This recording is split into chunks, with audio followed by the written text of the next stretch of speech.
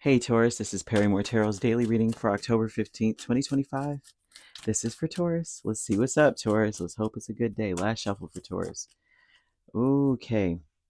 Now, family, friends, and guides, the healing light. Now, this is about your ancestry, okay? You might want to dig deep with your great grandparents, your grandparents, and really look at some things that you have gone through that are parallel to them, especially when it comes to love or making decisions that led to lessons rather than, you know what I mean, rather than the promised land type of thing. We all have done it, trust and believe. Like, oh my gosh, sometimes I look back and I make a vow to myself to not regret anything. I made a vow to myself to be that way when I was young, but I think it's a Trinidadian thing, you know, not to have too many regrets. It's like ingrained in you to be like, live with integrity right now so that you don't regret, enjoy each day, take it by the reins, carpe diem, seize the day kind of vibe. But it's interesting because the family, friends, and guides aspect is talking about how some of your ancestors, maybe marriages, businesses, their focus in life, they went through some big, harsh changes. They may have grieved, whatever the situations were. And I've met people whose family life, going back 5 generations, was just amazing. They're like, oh, they just loved each other, and they had this great love story. That you go on to the next generation, and they had a love story. And when you hear them, they're glorifying their marriages. So I can say that this isn't true for everybody, to be honest, because I've actually seen it in real time. But this looks like relatives. Sometimes Hierophant represents marriage. It represents, you know, um, rituals, ceremony, a lot of different things. But when we're talking about our past and loved ones, you got the tower, nothing but major arcanas.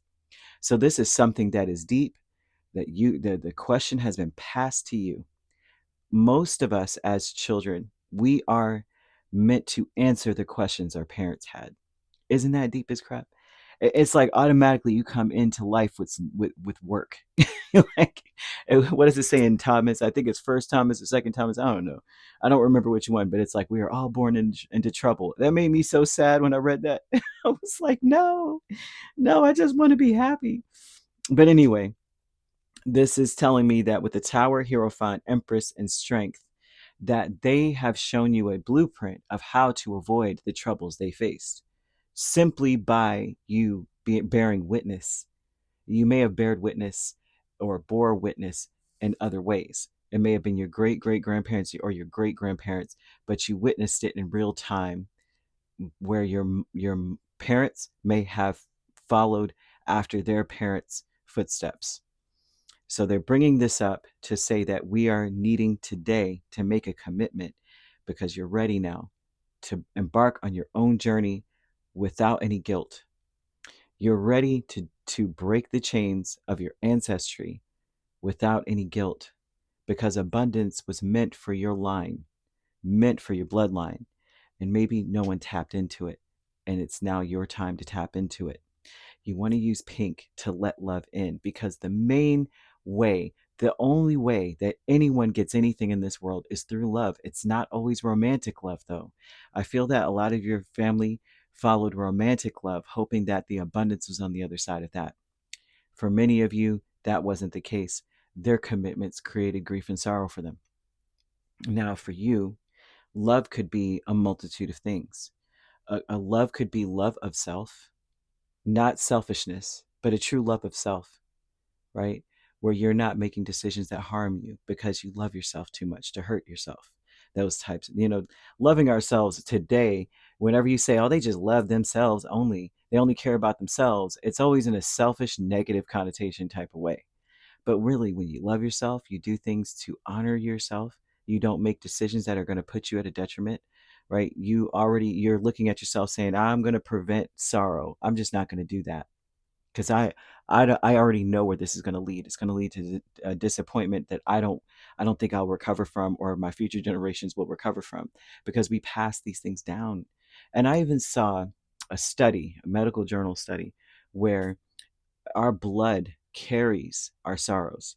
So our children don't even know why, but they come in already with whatever has been imprinted on our DNA. Some things that we have gone through, especially very, very horrific, catastrophic, epic crap that we have gone through in history, has been passed down through our DNA, through our blood, into our children.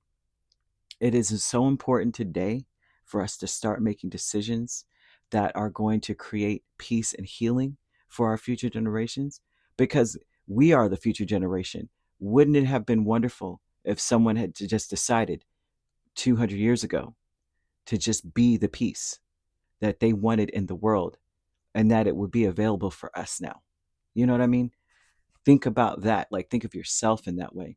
Not, well, I won't be here to enjoy it, so I might as well just, I might as well just YOLO. It's like, yeah, but you might really be there to suffer from it or enjoy it. 200 years later, 100 years later, 50 years later, 1,000 years later, you just never know. So either way, this is an ancestry energy with the healing light, Nine of Wands, and the Hermit. This is about looking back over the past, how our lives were parallel to our ancestors. What part of your life closely resembles another member of our family? Where, and I mean, this might be the time to do some digging. I kid you not, I did ancestry way back when, just because I had some questions when it regarding my mom. Not that she wasn't my mother, but just to find her ancestors, because there were things, I think the past generations, they would kept a lot of skeletons in the closet. You wouldn't know what happened. You could be dating your sister, you wouldn't even know back then, because they wouldn't even tell you Papa was a Rolling Stone, you know, or that, your mom may have told you this was your dad the whole time, because back then you had to marry, that kind of thing, and you find out later that that's not even your person, that's not even your family. So I had to do some digging, and I found siblings of my father, like siblings of this other person, sibling we didn't even know about. Like, and when you see the picture, you think it's your grandparent. You're just like, is that grandma, granddad? Who's that? And it's somebody else. It's entirely that we didn't even know about. So it's very interesting to me. But they're saying do your digging, because what's going to be healed is some kind of past issue that we have been struggling with over and over and over again, and it's now being revisited upon you. It's time to release your guilt as you are preparing yourself to let love in. Okay. And even when it comes to romance, your romantic connections, it's about letting go of the old before we can move into something new. Some of you need to clear out your ex, clear out that ex energy, get rid of their stuff, right? Maybe you're holding on to things from this person. It's time for you to clear it out. It doesn't mean throw it away, but put it in a box somewhere, right? Store it somewhere, let go. A lot of you, I see a new person coming in that's going to stir up some romantic feelings, but it's also going to stir up some grief. And you may feel some guilt about moving on. For many of you, there's a guilt. Um, let it go. They want you to release it. Okay, so I'm seeing the color pink. Pink is a beautiful heart chakra energy. They're showing that someone wants to be very balanced in their heart chakra. And the heart chakra represents pink and green, usually, right? And so they're bringing this up because it seems as though some of you may be mm, perhaps wanting to balance that heart chakra. Now, if it's balanced, when it's balanced, we experience love, compassion, empathy, right? Forgiveness and connection, deep empathy, unconditional love. Okay. There's a lot of emotional healing when our heart chakra is connected, when it's balanced, right? And the heart chakra is located in the chest, the heart, lungs, and it represents all of these things: the arms, the hands, the diaphragm, our circulatory system, right? It rules the thymus, that is mostly responsible for your immune system regulation. Of course, your thyroid, which is under your armpit, your groin, and in your neck and such, right? And so the things, when it's blocked, you experience a lot of grief. It's grief that is hard to overcome or insurmountable. Grief is a process. You can heal from grief, but that when it's persistent, that's when it's like, okay, something's blocked. Okay. Loneliness. Then when it's blocked, you experience loneliness, fear, betrayal, fear, deep fear, right?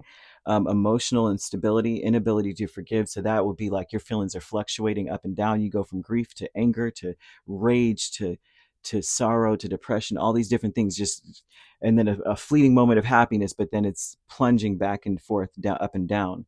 Um, you also would probably experience, like some of you, on a very serious note, heart disease, like on an extreme level, maybe asthmatic, and maybe you already have asthma, but your attacks are worse. You have lung conditions, respiratory issues, chest pain, which is terrible, circulatory problems. So that would be like high blood pressure, low blood pressure, issues with your, the heart rhythm.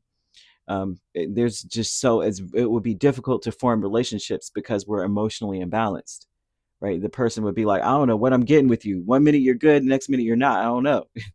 So when it's like that, you want to balance it. You want to listen to like 341.3 hertz. I think it's 528 hertz frequency, sound frequency. The the sense attached to heart is touch. So that, of course, is touch, heart, hugging, hand holding, right? A rub on the back, a squeeze on the shoulders, things like that actually help us to, oh, heart chakra, we need to heal this.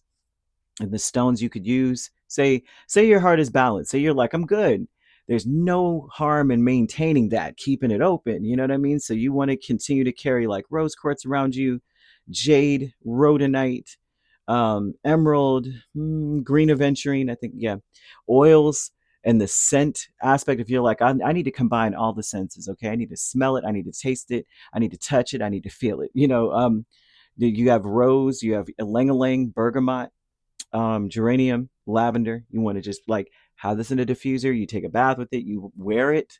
You can just have the scent.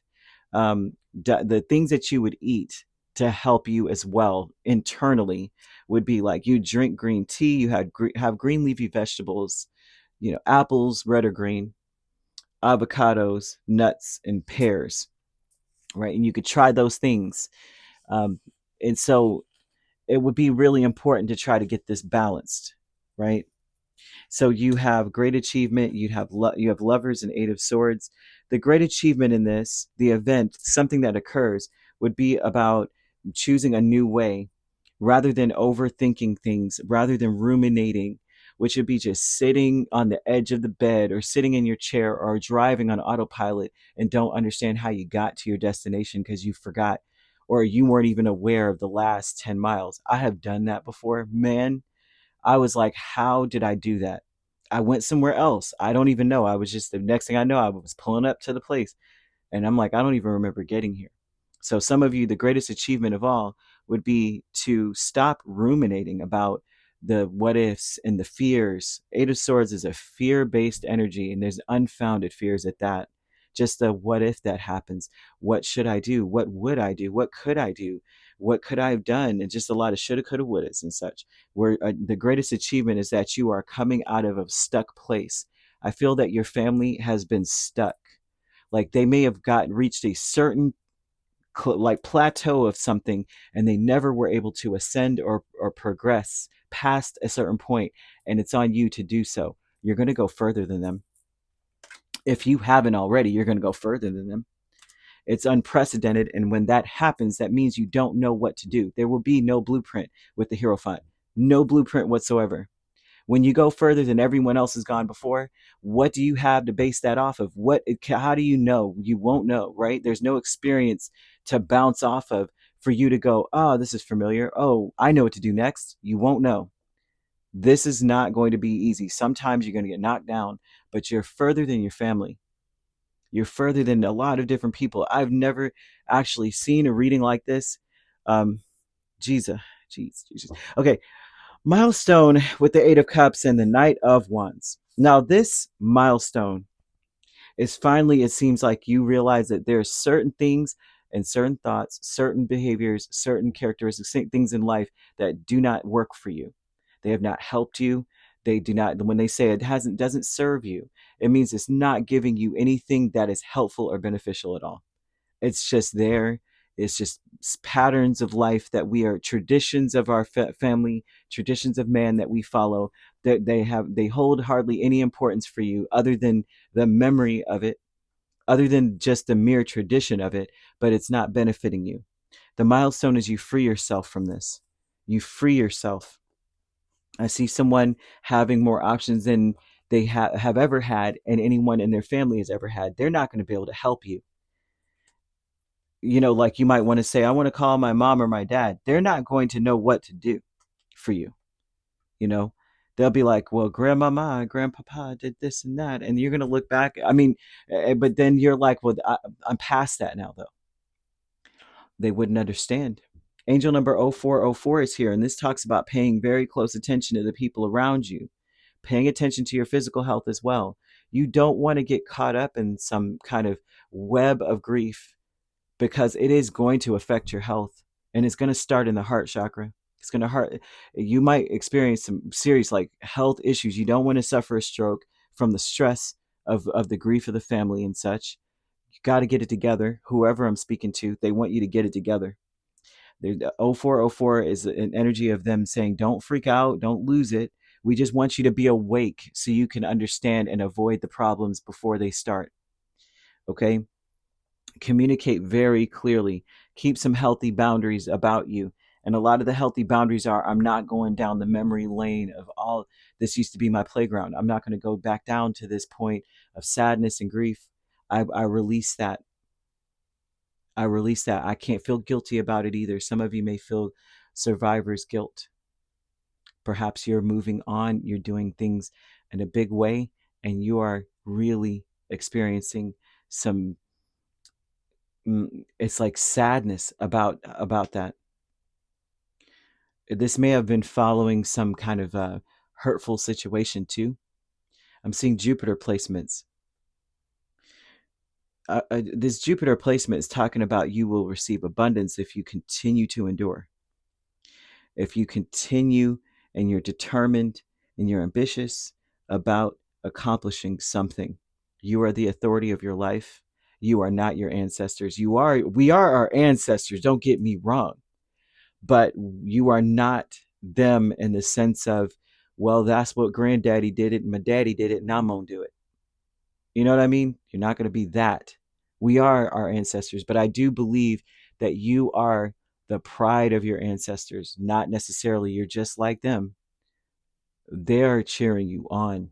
I love this. I hope this makes sense to you guys, or the one person, because it feels so personal. But either way, you could be dealing with another Taurus. We have Scorpio, Libra, Leo, Virgo, Gemini, and well, Leo is already here. So Leo and Taurus are heavy here. But either way, you could be a Taurus Gemini cusp. You could be dealing with a Leo Virgo cusp, Virgo Libra cusp. And if you're not dealing with those signs, which you don't have to be, those signs could also be in your chart. If you'd like to book a personal reading with me, my links are on my page. Peace, love, and light. Take care.